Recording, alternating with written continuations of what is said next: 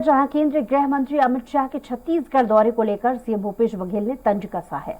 अमरकंटक नर्मदा दर्शन पर पहुंचे मुख्यमंत्री भूपेश बघेल ने कहा कि 4.5 साल में अमित शाह छत्तीसगढ़ नहीं आए। अब अमित शाह के आने से कोई फर्क नहीं पड़ने वाला है।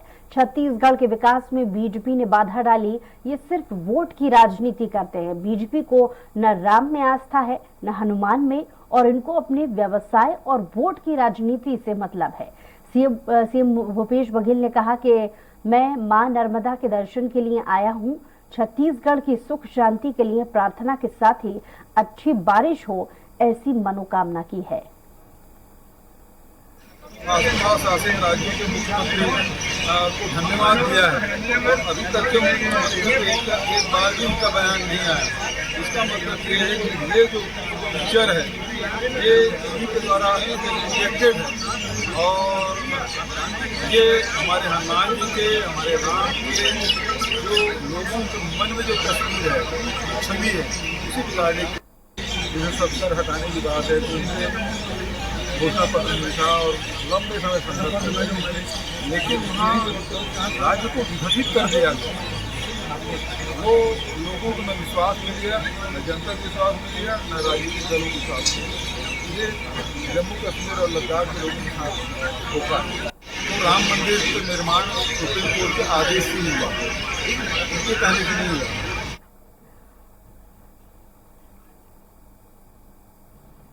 और इसी पर ज्यादा जानकारी के साथ स्वराज संवाददाता स्वाति कौशिक हमारे साथ लाइव जुड़ गई हैं। स्वाति, एक तरफ गृह मंत्री अमित शाह का दौरा होने वाला है छत्तीसगढ़ में, कितना खास ये दौरा हो सकता है?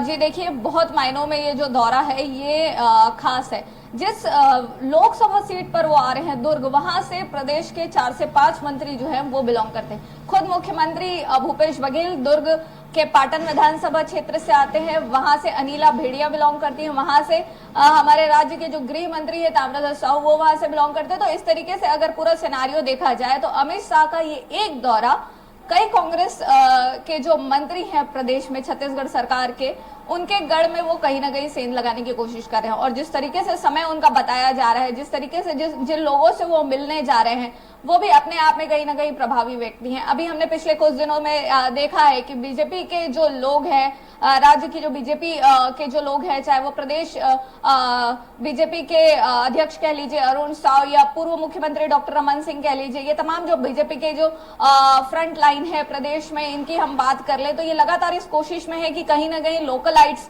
जो छत्तीसगढ़ियावाद की बात मुख्यमंत्री करते हैं, उसको सेंध लगाने की कोशिश लगातार प्रदेश में बीजेपी कर रही है।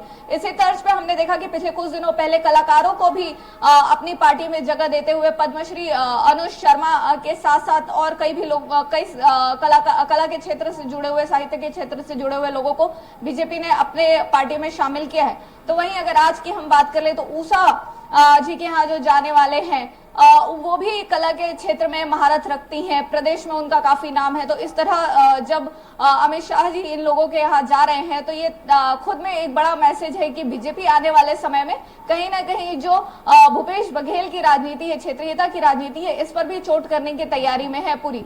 और ऐसे लोकसभा क्षेत्र पे आना जहाँ पे अगर विधानसभा वार देखा जाए तो 3 से 4 मंत्री जो है वो बिलोंग करते हैं, तो ये अपने आप में बड़ा जो है वो प्रश्न हो जाता है। तो कई मायनों में ये दौरा जो है वो खास होने वाला है।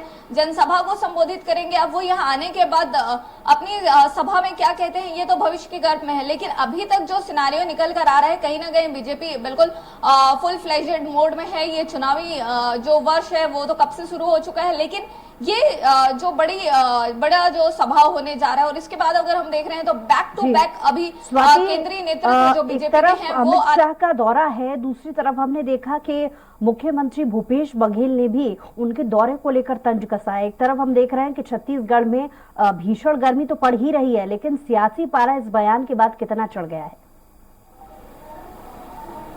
जी बिल्कुल, बयानबाजी का दौर जो है वो चालू है। बयानबाजी की जो अपनी गर्मी है वो अपने आप में बहुत तेजी से चल रही है प्रदेश में इस वक्त। तो बिल्कुल मुख्यमंत्री भूपेश बघेल का यह कहना है। इनफैक्ट अगर हम कांग्रेस पार्टी की भी बात करें तो यही कह रहे हैं कि पिछली बार जब अमित शाह प्रदेश में आए थे तो उन्होंने 65+ का नारा दिया था। वो 65+ का नारा बीजेपी के लिए नहीं, कांग्रेस के लिए था। तो कांग्रेस पिछली बार 68 सीटों पर आई थी।